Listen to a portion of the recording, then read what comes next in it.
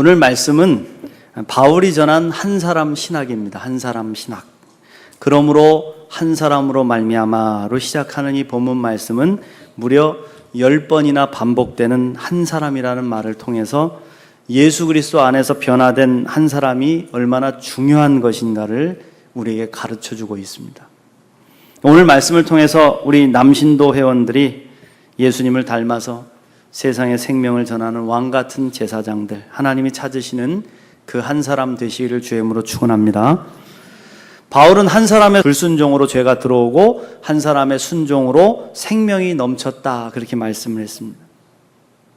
태초에 하나님이 천지를 창조하셨을 때는 죄가 없었습니다. 죄가 없는 세상이었죠. 그러나 첫사람이요 인류의 대표자인 아담이 하나님께 불순종함으로 창조 세계에 죄가 들어왔습니다.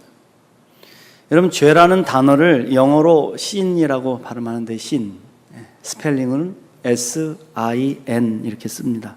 이 스펠링 제일 가운데에 I자가 있어요. 이 알파벳이 들어있습니다. 바로 죄의 한가운데 나, I가 버티고 있다는 것입니다. 자기를 만족시키기 위해서 하나님의 명령을 부정하고 불순종하는 것이 죄라는 것이죠. 아담은 스스로 자기를 만족시키고 하나님처럼 되기 위해서 하나님 명령을 어기고 선악과를 따먹었습니다. 그로 말미암아 죄가 세상에 들어오게 됐다는 것이죠. 하나님을 거부하고 불순종하는 것, 이것이 죄입니다. 세상 사람들은 살인하고 도적질하고 간음하는 등의 행위만을 죄라 생각할 때가 있지만 진정한 죄는 하나님을 부정하고 불순종하는 것이라. 사람들이 다 이 길을 가고 있습니다. 모두 자기 만족, 자기 자신의 이기심을 채우기 위해서 하나님 부정하고 불순종의 길을 걸었다. 그런데 예수님께서 오셨습니다.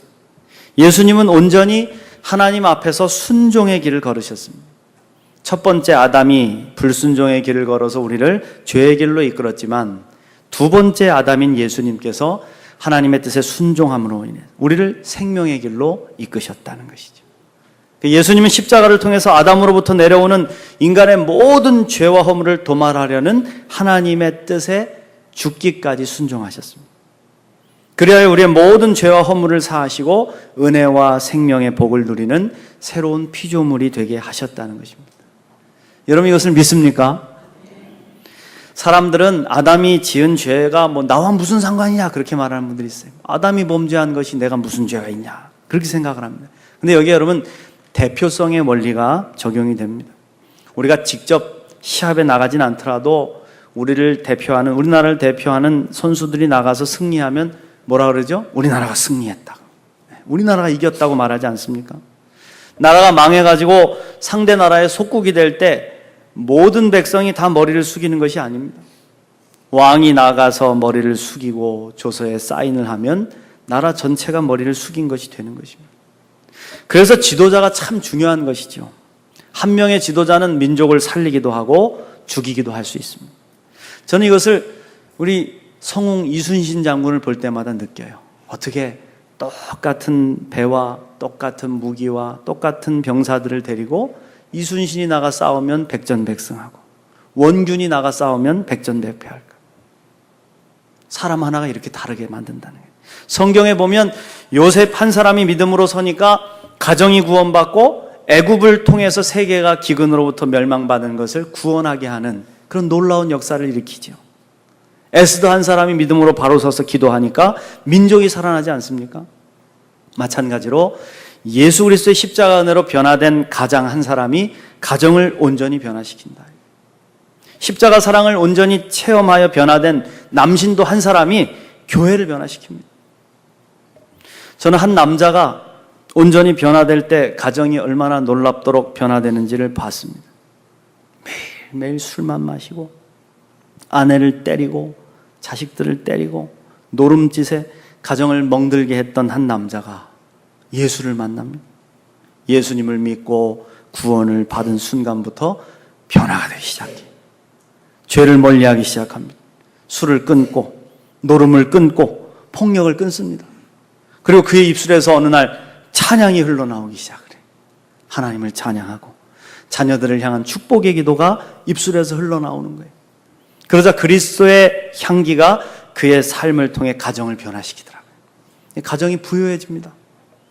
맨날 가난에 찌들려서 자식들 고생시켰던 가정이 어느 순간에 부유해지고 건강해지고 믿음의 반석에 굳게 서는 것이죠. 자녀들이 믿음의 대를 잇는 믿음의 명문 가정을 이루는 것입니다.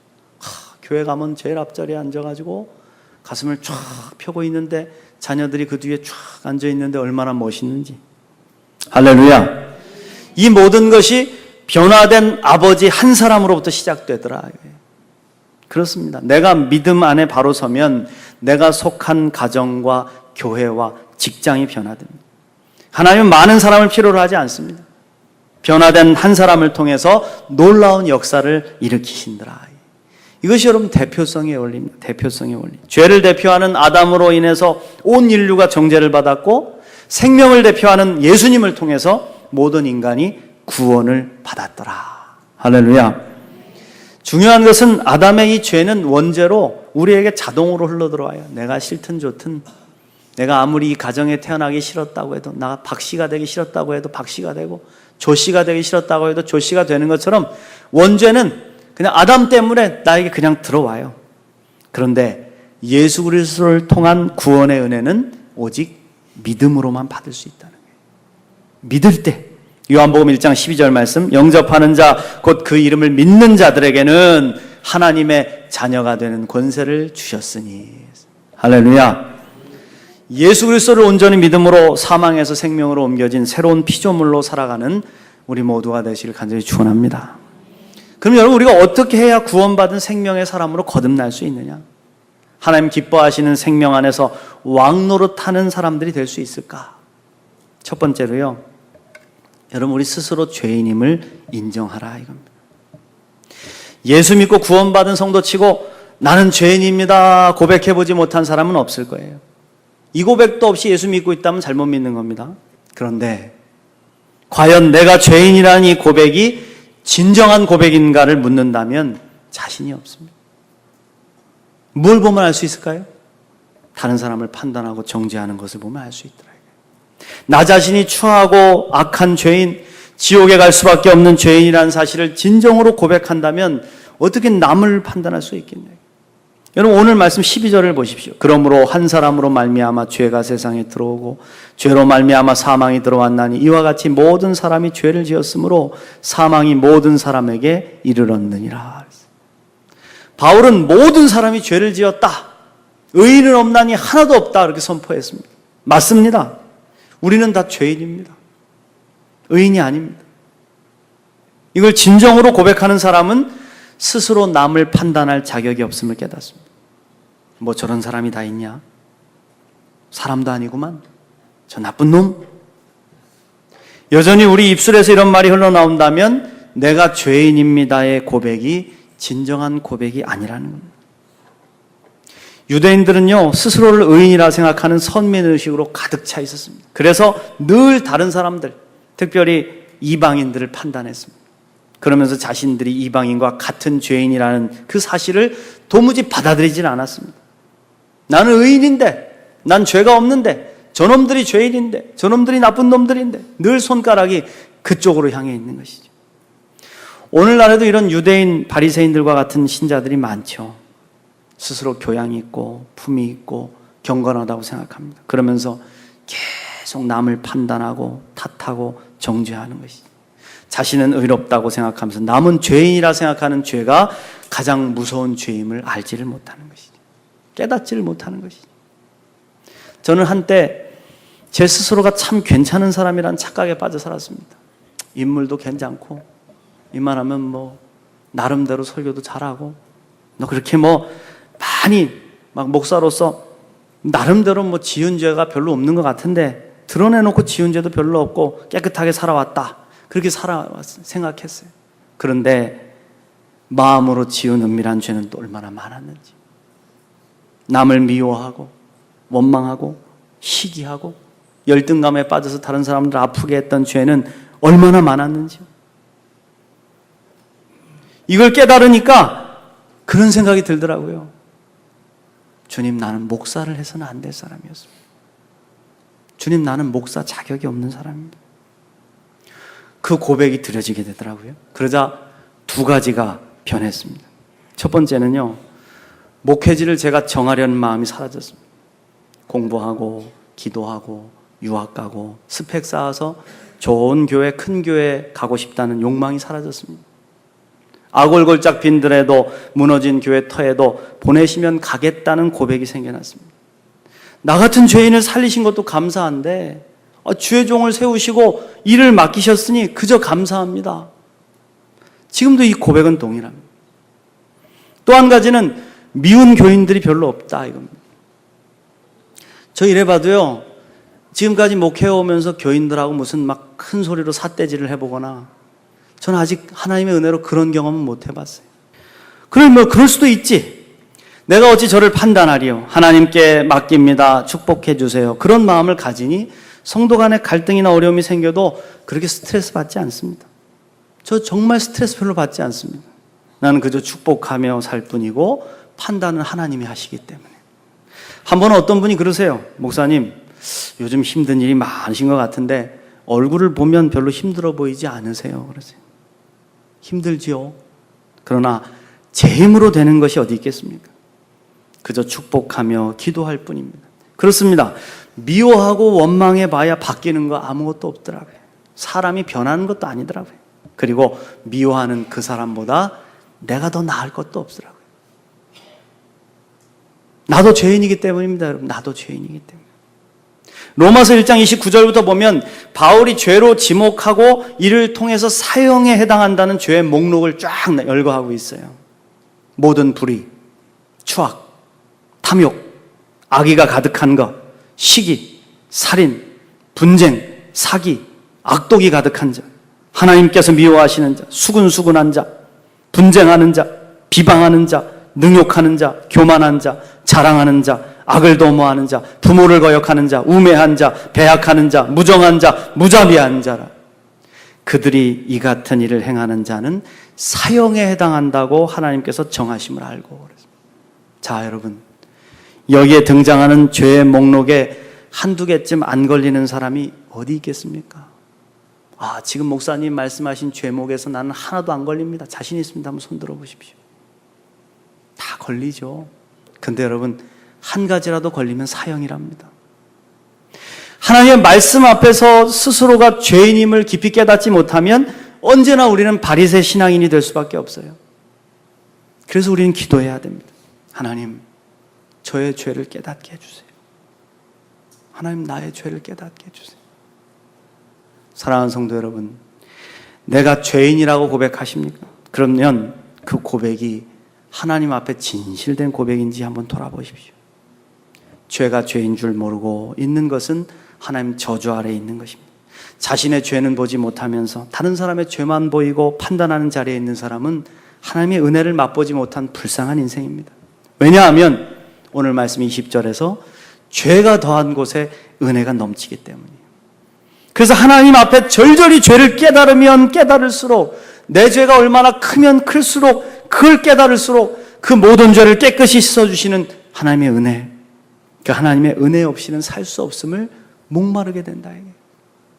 죄를 깨닫는 깊이가 깊을수록 그 깊은 상처를 채우는 하나님의 은혜와 사랑도 더 깊어지는 것입니다. 그러면 남을 정죄할 겨를이 없습니다. 정죄하려고 들고 있던 칼을 내려놓고 무장해제하게 되는 것입니다. 우리 모두가 죄를 바르게 깨닫고 고백할 수 있는 은혜를 누리시길 축원합니다. 두 번째로 하나님의 자녀된 감격을 잃지 말라. 사랑하는 성도 여러분, 여러분이 하나님의 거룩한 자녀임을 믿으십니까? 우리는 스스로가 하나님의 자녀가 되었다고 믿습니다. 하나님을 아버지하고 부르길 즐거워합니다. 그러나 이 고백에 감사가 없습니다. 감격이 없습니다. 예수 그리스도의 보혈의 공로로 죄사함 받고 하나님과의 막힌 담이 허물어져서 하나님의 자녀로 회복되었다. 이 고백이 싱겁습니다. 왜 그렇습니까? 이 고백이 지식으로, 머리로는 이해가 되는데 우리의 마음으로, 가슴으로 내려온 고백이 되지 못하기 때문에. 우리가 하나님의 자녀래. 그러면 알아, 나도 하나님의 자녀인 거. 그래서 어쩌라고. 그런 모습이죠. 구원의 감격도 없고 하나님의 자녀가 되었다는 고백은 더 형식이 되어버렸고, 그래서 우리의 고백의 깊이가 없어졌어요. 구원의 감격에 대한 고백이 형식적인 것을 어떻게 알 수 있습니까? 우리 마음에 미움이 남아있는 걸 보면 알 수가 있다. 하나님은 사랑의 하나님이시잖아요. 사랑의 하나님. 그래서 요한 사도는 너희가 형제를 미워하는 그 미움에 아직도 남아있다면 너희들은 여전히 죽음에 머물러 있다. 사망에 머물러 있다. 그렇게 말했어요. 우리를 하나님 너무나 사랑하셔서 독생자 외아들 예수님까지도 십자가에서 죽이시면서 우리를 사랑하셨습니다. 하나님의 사랑의 고백이 바로 예수님의 십자가 죽으심입니다. 그런데 이 귀한 사랑을 받아 구원받은 우리들이 미워하는 거예요. 미움이 우리 마음에 남아있다는 것은 우리가 하나님의 자녀가 아니라 마귀의 자녀라는 걸 증거하는 것입니다. 왜 그렇습니까? 하나님 모든 사람들을 사랑하시지만 마귀는 모든 것을 미워하기 때문에 그렇습니다. 마귀의 본성은 미워하고 시기하고 저주하고 죽이는 것입니다. 그래서 우리는 이 질문을 스스로에게 던져야 됩니다. 내가 예수 믿고 구원받아 하나님을 아버지라 부르는 자녀가 되었다면 나는 하나님의 자녀답게 지금 더 많은 사람들을 사랑하게 되었는가? 내가 예수 믿기 전보다 더 많은 사람들을 사랑하게 되었는가? 더 많은 사람들을 이해하게 되었는가? 더 많은 사람들을 용서하게 되었는가? 이 고백이 없이 예수 믿기 전보다 더 많은 사람들을 미워하고 더 많은 사람들을 정죄하고 더 많은 사람들을 아프게 하고 있다면 여러분 잘못 믿는 거예요. 우리는 하나님의 자녀가 아니라. 여러분 왕이 뭐 하는 사람일까요? 저는 백성들을 사랑하는 아버지라고 생각합니다. 왕은 백성의 아버지입니다. 백성을 사랑하지 않는 왕은 없습니다. 왕이 아닙니다. 폭군일 뿐입니다. 오늘 말씀 17절을 보시면 한 사람의 범죄로 말미암아 사망이 그 한 사람을 통하여 왕노릇하였은즉 더욱 은혜와 의의 선물을 넘치게 받는 자들은 한 분 예수 그리스도를 통하여 생명 안에서 왕노릇하리로다 그랬습니다. 할렐루야. 우리가 왕이신 하나님을 닮아서 그의 자녀로서 왕노릇해야 한다는 거예요. 우리 여전히 죄의 종노릇하면서 구원의 감격도 없이 미워하고 싸우고 시기하며 살아가는 것은 하나님의 뜻이 아니라는 겁니다. 하나님 우리가 생명 안에서 왕노릇하며 살아가길 원하신다. 진정한 왕노릇은 사랑하며 사는 것이다. 사랑밖에 없다. 나 같은 죄인을 살리시고 하나님의 자녀 삼아주셨다. 이 감격을 가슴에 품고 모두를 사랑하며 살기로 결단하는 거, 이게 바로 왕노릇하는 삶이다 이겁니다. 사랑하는 성도 여러분, 여러분들이 구원받은 하나님의 자녀요, 왕이신 아버지 하나님을 닮은 왕자들임을 여러분 믿으시길 축원합니다. 이 고백이 저와 여러분이 있으시길 간절히 축원합니다. 마지막으로 이 은혜를 주시는 예수 그리스도, 예수님의 십자가 앞에 머물러 살기를 날마다 결단해야 된다. 십자가밖에 없더라고요. 저도 보면 무슨 세미나다, 아니면 어디 가서 무슨 노력을 한다, 뭔가 뭘 배워가지고선 해보려고 아무리 애를 써도 안 되더라고요. 우리를 온전하게 하시는 분은 예수 그리스도 십자가밖에 없다.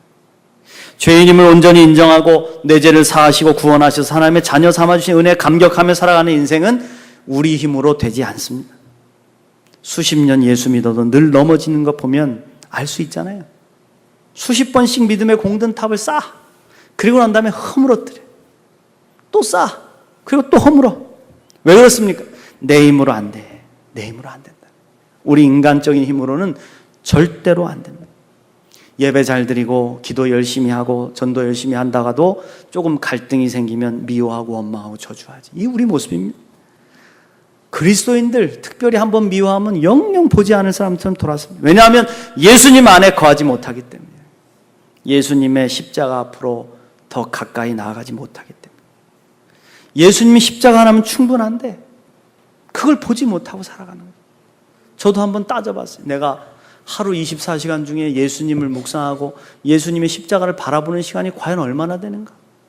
그래도 목사니까 새벽 기도하는 동안 제가 뭐 한 2시간 전에 나와 있으니까 여기 5시에는 나와가지고 앉아서 있다가 7시에는 들어가니까 한 2시간 동안은 바라보는구나. 그리고 난 다음에는 막 정신없이 살아요. 그래도 말씀 보고 뭐 신방하고 그런 동안에는 말씀 묵상하고 그러니까 좀 하죠. 그럼 여러분은 어떻습니까? 여러분들은 아침에 눈 뜨고 일어나가지고 정신없이 세수하고 밥 먹고 직장에 출근했다가 거기서 또 막 일하고 지치고 피곤하고 싸우고 원망하고 미워하다가 저녁 때 간신히 들어와가지고 밥 먹고 피곤하니까 씻고 자고 그 일상이 반복되는 가운데 과연 예수님을 얼마나 바라보고 살아가느냐, 예수님의 십자가 앞에 얼마나 머물러 있느냐. 그 시간이 여러분 짧으니까 우리의 신앙이 이렇게 능력이 없는 거 아니겠습니까? 예수님의 십자가는 충분한데 자꾸만 다른 은혜를 구하는 것은 이미 받은 은혜를 깨닫지 못하고 사니까. 저는 질병으로 고통당하는 자녀들, 불의의 사고로 먼저 세상을 떠나간 자녀들의 모습을 보면서 오늘 함께 살아 숨쉬는 나의 자녀들에게 더 이상 바랄 것이 없다는 걸 깨달았어요. 뭘 바라는가? 그냥 살아있어줘서 고맙다. 그냥 내 곁에 머물러 있어줘서 고맙다. 이 아이의 존재 자체가 이미 나에게 충분한 선물이라는 것을 깨달았어요. 다른 것은 저의 욕심일 뿐이죠. 사실 예수님의 십자가 사랑은 이미 충분합니다. 더 이상 큰 은혜를 주실 수도 없고 더 큰 사랑을 주실 수도 없습니다. 왜? 한번 주셨으니까. 예수님을 십자가에 또 못 박겠습니까? 이보다 더 큰 사랑이 없습니다. 근데 우리가 이 사랑을 받았음에도 불구하고 깨닫고 살질 못한 십자가 은혜를 깨달아야 된다. 그것은 예수님 앞으로 나아가 십자가를 자꾸만 바라볼 때만 얻을 수 있는 은혜라 이거예요. 여러분 한번 생각해 보십시오. 내가 과연 얼마나 십자가를 바라보고 살고 있는가.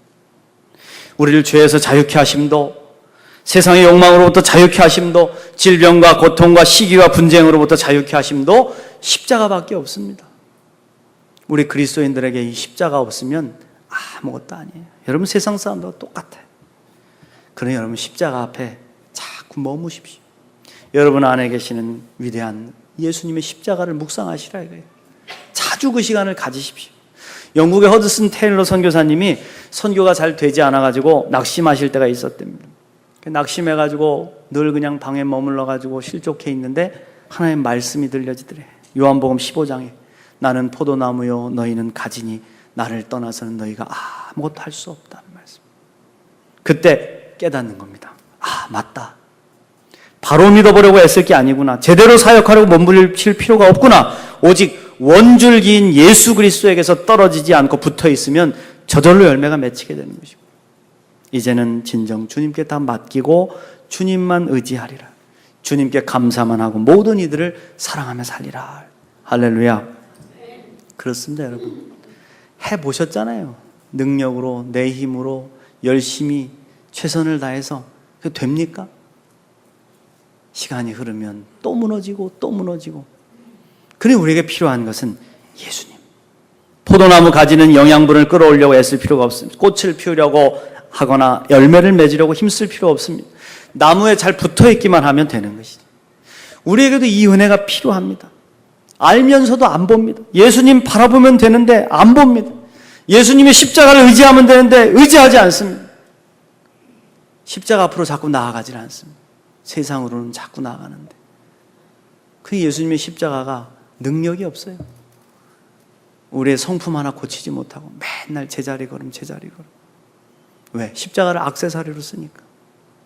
십자가를 바라보지 않아요. 예수님의 십자가 앞으로 자꾸 나아가십시오. 예수님의 십자가를 바라보는 시간을 더 많이 가지십시오. 예수님이 주신 은혜를 깨닫고 더 많이 바라보면 바라볼수록 주님의 능력이 여러분의 삶을 든든히 붙잡아 주실 줄 믿습니다. 그리고 어느 순간 꽃 피고 열매 맺는 여러분의 모습을 보게 될 것입니다. 사랑하는 성도 여러분, 그리고 우리 양천교회 남신도 회원 여러분, 오늘 말씀을 통해서 십자가 은혜와 사랑을 바로 깨닫는 우리 모두가 되시길 바랍니다. 이 은혜를 깨닫는 한 사람, 그 한 사람만 있으면 됩니다. 십자가 앞에서 죄를 온전히 깨닫고 구원의 감격을 회복하며 예수님을 따라서 생명을 사랑하고 구원하는 자로 왕노릇하며 살아가는 저와 여러분 되시기를 주님의 이름으로 축원합니다.